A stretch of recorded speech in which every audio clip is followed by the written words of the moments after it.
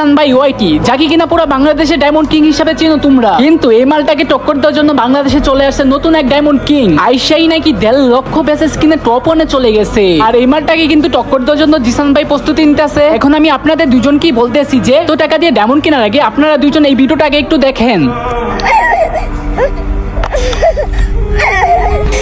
এই ভিডিওটার মানে কি একটু বুঝছেন? মানে একটা বাচ্চা মানে খাবার না খেয়ে মাটি খাইতেছে, আর তার হৃদয় ভাঙা কান্না শুধুমাত্র একটু পানির একটু খাবারের জন্য। শুধু সে নয়, তার মতো হাজার হাজার ফিলিস্তিনবাসী খাবারের অভাবে না খেয়ে মারা যেতেছে। আর আজকে একটা ভিডিওতে দেখলাম একজন মা বাংলাদেশ থেকে সাহায্য চেয়েছে শুধুমাত্র একটু পানির জন্য। আর হ্যাঁ, এসি টেটার ভাই আর জিসান ভাই ওয়াই, আমরা সবাই জানি আপনারা বাংলাদেশের গর্ব। হ্যাঁ, আমরা এটাও জানি যে আপনারা গরিব দুঃখীদের দান করেন। তো শুধু নিজেদের মধ্যে একজনকে টপকি আরেকজনের প্রতিশোধ নেওয়ার কোনো দরকার নেই। আমরা এটাও জানি যে আপনারা ডায়মন্ড কিং, আপনারা গেমের পিছনে কোটি কোটি টাকা খরচ করেন। শুধু নিজেদের মধ্যে ঝগড়া করে তো কোনো লাভ নাই। যদি এমন হইতো যে একটা দেশ আপনাদেরকে চ্যালেঞ্জ দিছে, তখন আপনারা প্রতিশোধ নিবেন, অবশ্যই প্রতিশোধ নিবেন। কেন বাংলাদেশ ছোট না হয়, গেমের মধ্যে এত টাকা না খরচ করে ওদের পাশে একটু দাঁড়া। আর গাইস, আমার কথাগুলো যদি তোমাদের ভালো লাগে তাহলে ওদেরকে কিন্তু ভিডিওতে মেনশন দিয়ে যাবা, যেন ওরা ভিডিওটা দেখতে পারে।